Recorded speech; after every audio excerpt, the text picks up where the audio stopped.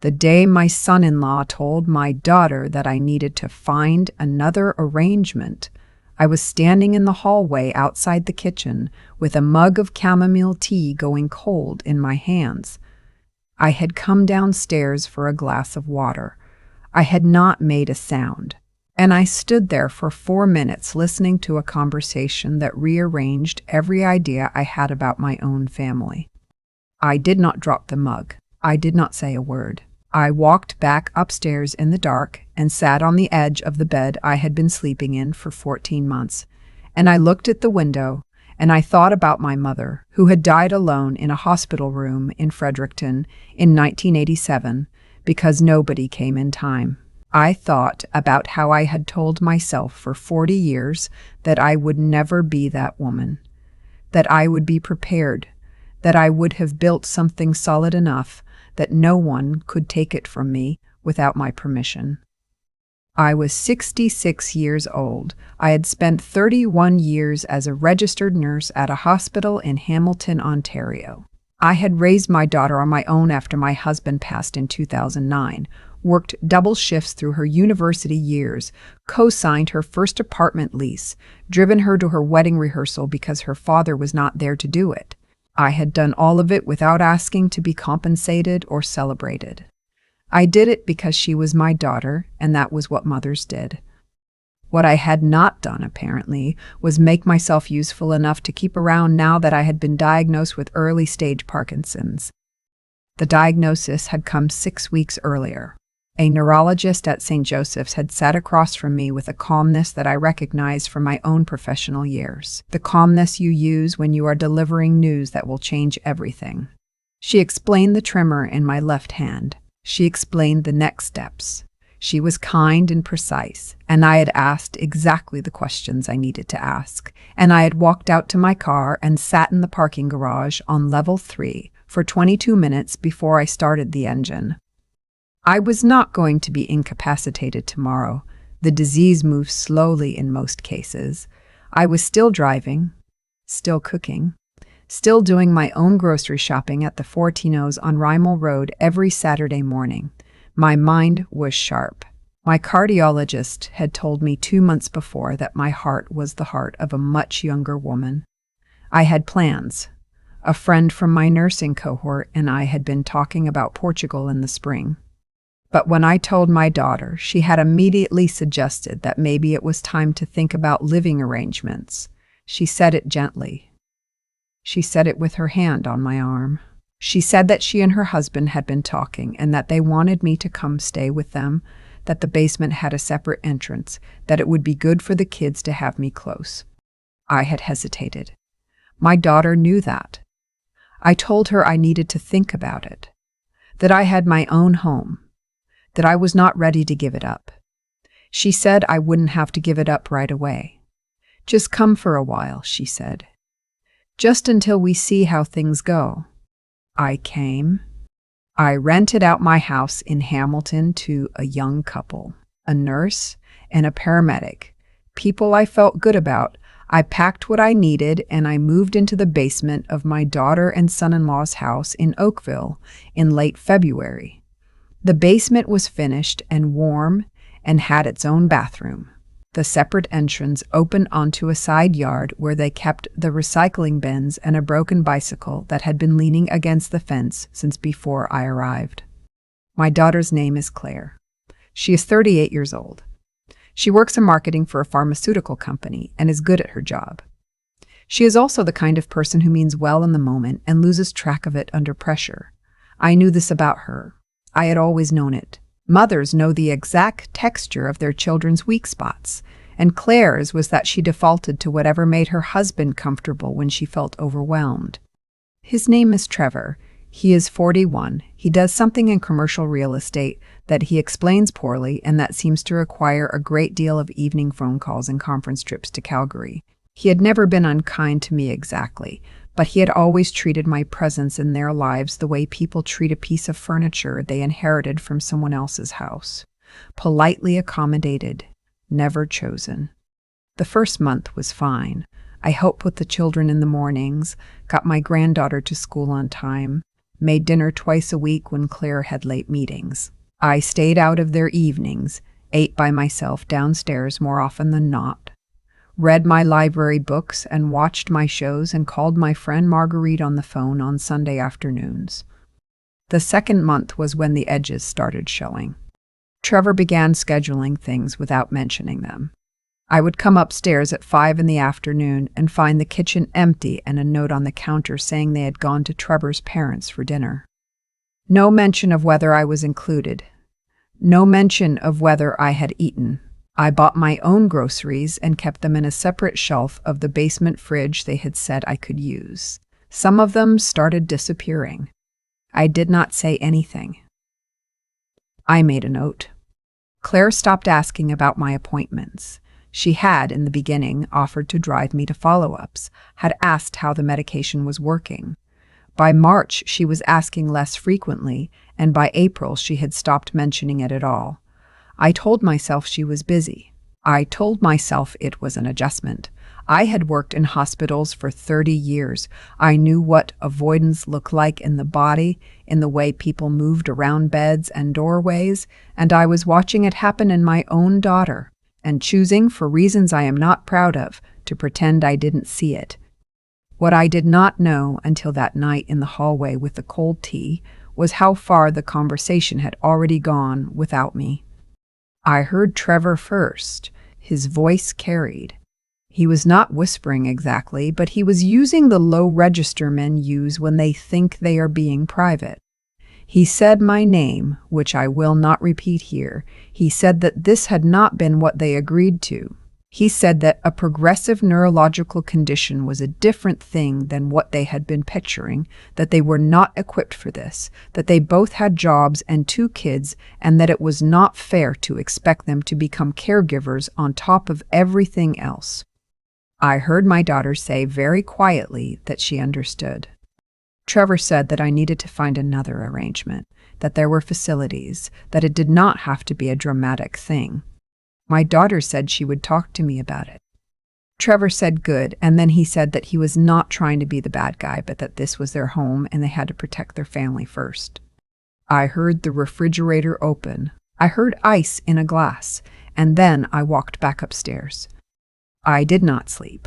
I lay in the dark and I ran numbers in my head the way I used to run them during night shifts, methodically, step by step, everything accounted for. My pension from CUP was just over $4,200 a month. My RSP had been sitting largely untouched since 2019 because I had been drawing from the investment account my husband left behind instead. The Hamilton house, which I had owned outright since 2017, was now valued at just over $1.1 million. The investment account had, as of my most recent statement, a balance of approximately $860,000. There was also a tax-free savings account, a small but respectable GIC ladder I had built over the last decade, and a whole life policy that would pass directly to my daughter and granddaughter outside of my estate. I had never told Claire the full picture. I had mentioned the pension. I had mentioned the house. I had not mentioned the investment account, or the GIC ladder, or the policy, because there had never been a reason to, and because I was from a generation that was taught not to talk about money, particularly not to talk about how much of it you had. I spent the next 3 days being quiet and normal. I made my own meals. I was pleasant at breakfast. I asked my granddaughter about her school project on the food chain. I helped my grandson find his left shoe, which had ended up in the recycling bin somehow, and neither of us questioned it. On the 4th day, I called my friend Marguerite and told her what had happened. Marguerite had been a charge nurse for 28 years.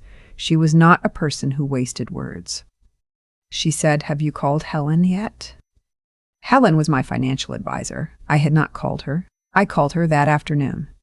I also called a real estate agent I trusted, a woman I had worked with twice before, who told me she could list my Hamilton house within 10 days if I wanted, and that the spring market was strong.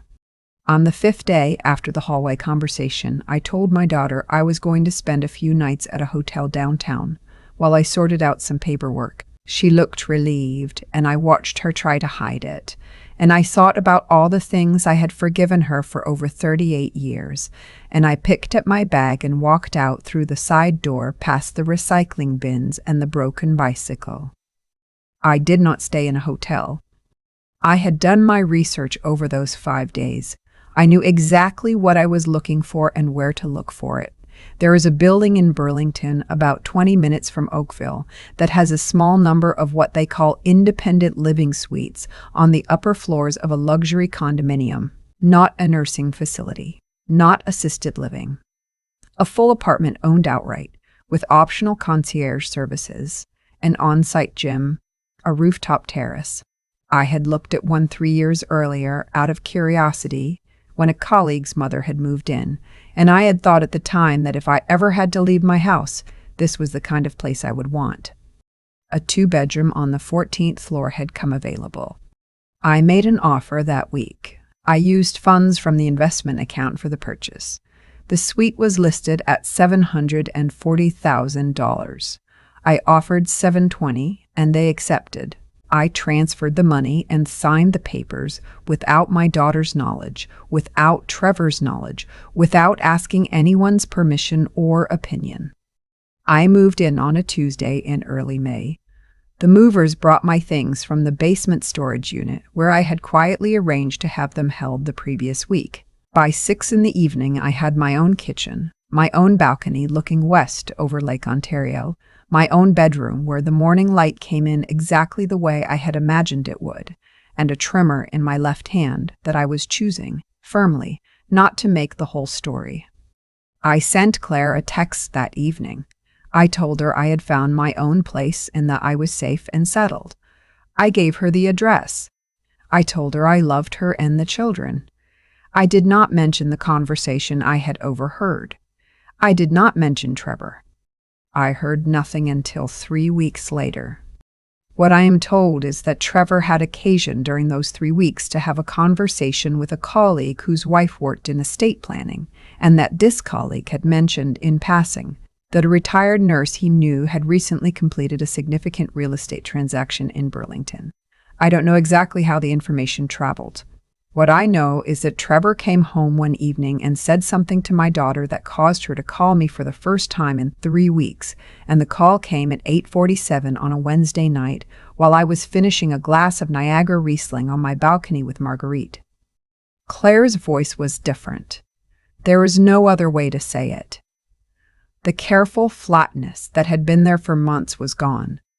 She asked if she could come see me. She said she had been thinking about things. She said she was sorry. I said she could come on Saturday. She came alone. Trevor had wanted to come. She came alone anyway, which I noted. She sat at my kitchen table with both hands wrapped around a mug of tea, and she looked around the apartment with an expression I recognized as calculation, trying to disguise itself as admiration. She said it was beautiful. She said she hadn't known I had been looking. She asked how I had managed the purchase. I said in the dark in the desk room. She asked what investments. And this was the moment I had been, without entirely admitting it to myself, preparing for. I told her. Not everything, not the exact numbers, but enough. I told her about the investment account. I told her about the GIC ladder. I told her about the policy and who the beneficiaries were. I watched her face move through several things in quick succession. I watched her understand in real time that she had not known who her mother was, financially speaking, that the woman she and her husband had discussed transferring to a facility had been sitting on the kind of assets that would have made that conversation absurd if they had only known. I did not say any of that out loud. I let the numbers do it. Then I told her something else.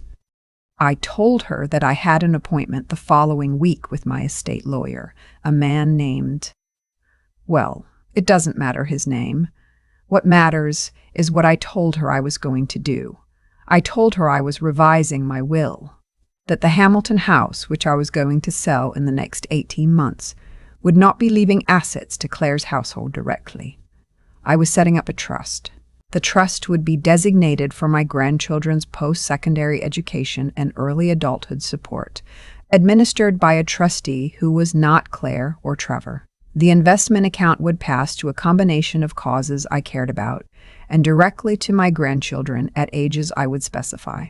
The condo I had not yet decided.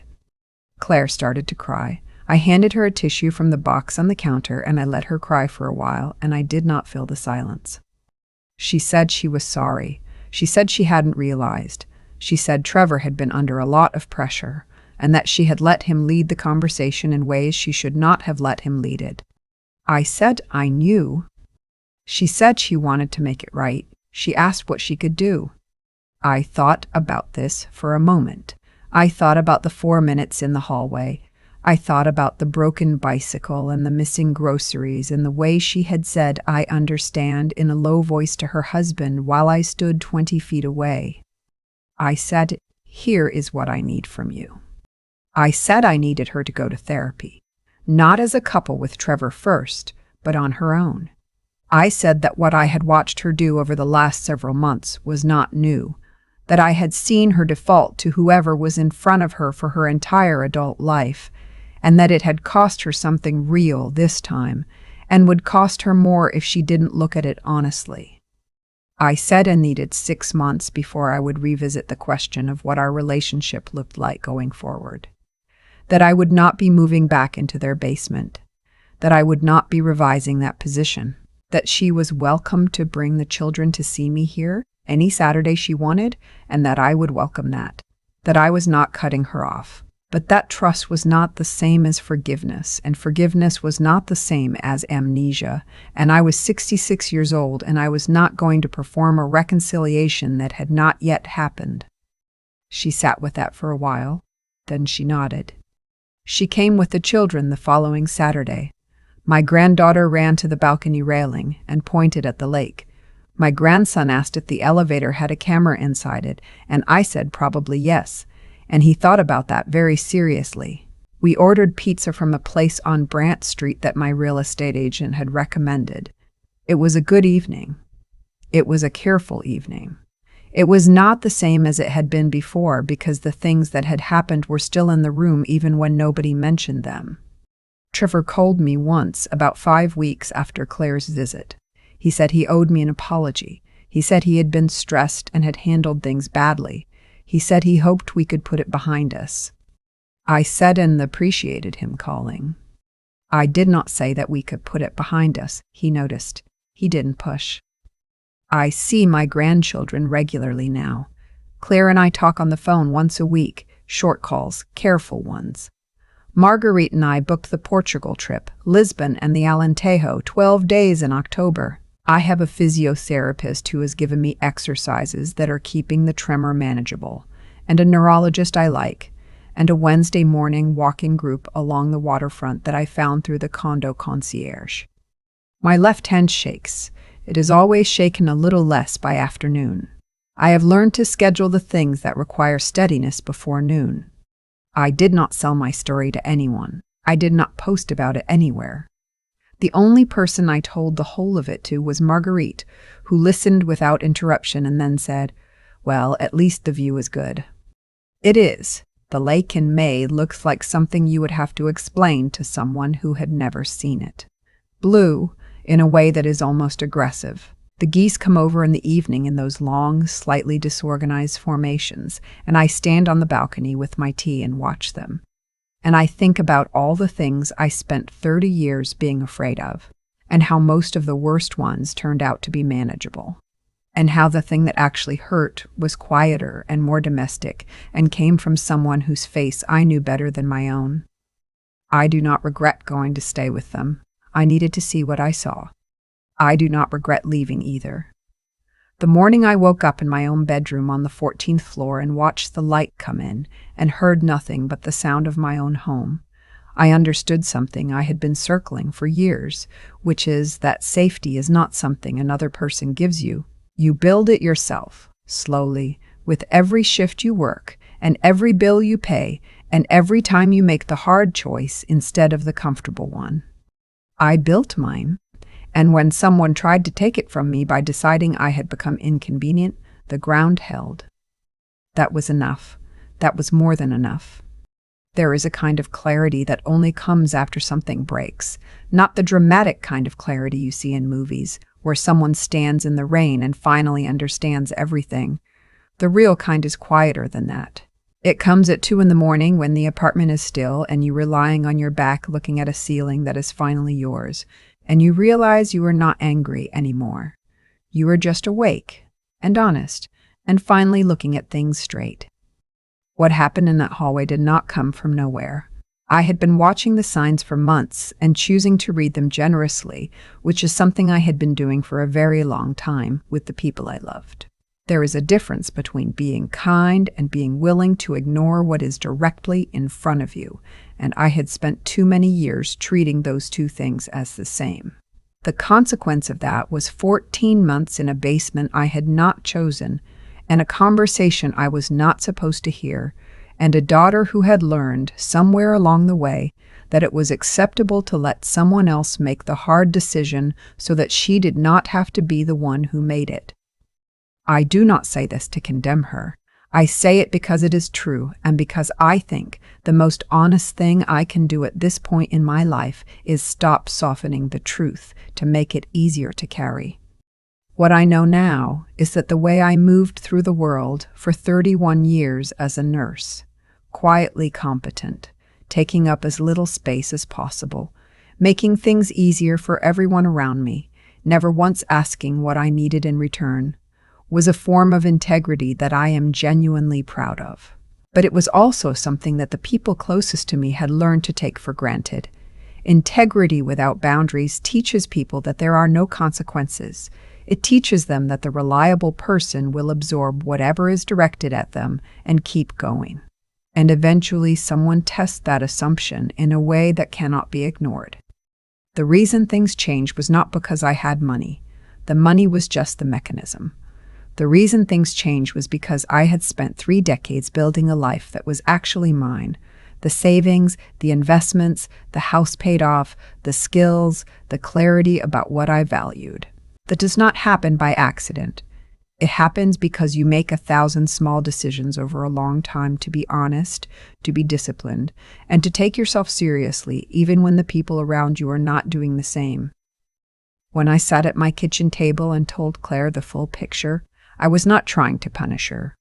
I was trying to give her the same kind of information I wish someone had given me earlier, that the world responds to what you actually are, not what you wish you were.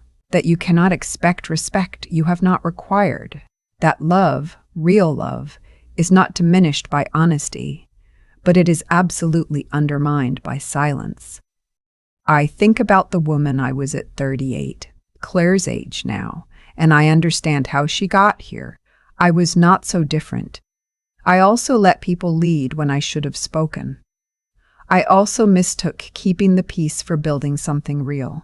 The difference is that I had 30 more years on the other side of that to learn what it cost. My left hand still shakes in the mornings. The lake is still there when I step onto the balcony. Marguerite is coming over on Thursday, and we are going to finalize the Portugal itinerary. These things are true at the same time, and I have stopped needing them to be otherwise. The ground I am standing on now, I built. That is the only thing I would want anyone to take from any of this.